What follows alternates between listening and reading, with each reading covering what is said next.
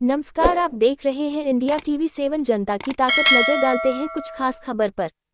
सूरत में Limbayat police station में कराई शिकायत दर्ज कि 24 वर्षीय भगोड़े की 9 वर्षीय बेटी के साथ उसके 19 वर्षीय दूसरे पति ने मोबाइल फोन पर अश्लील वीडियो दिखाकर छेड़छाड़ की।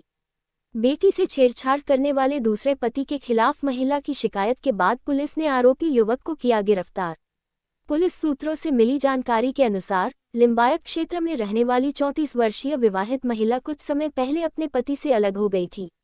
2 बच्चों की मां इस विवाहित महिला को 6 महीने पहले लिंबायत इलाके में रहने वाले अपनी आधी उम्र के युवक से प्यार हो गया।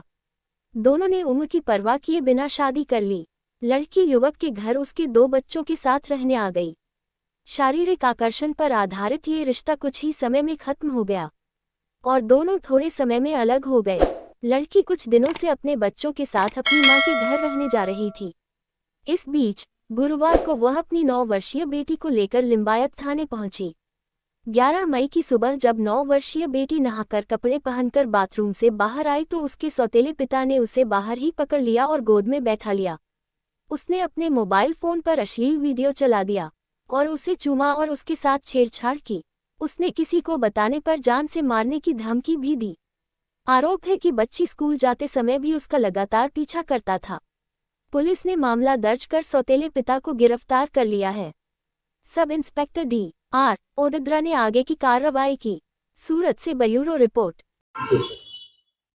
સુરત શહેરના લિંબાયત પોલીસ સ્ટેશન વિસ્તારમાં એક બેને આવીને ફરિયાદ નોંધાવી હતી। બેને જણાવ્યું હતું કે પોતે અગાઉ એક વ્યક્તિ સાથે એમના મેરેજ થયા હતા। એમના થકી એમને 2 બાળકો છે, એક દીકરી છે નાની અને એક દીકરો છે। ત્યારબાદ એમના ડાયવોર્સ થઈ ગયા હતા।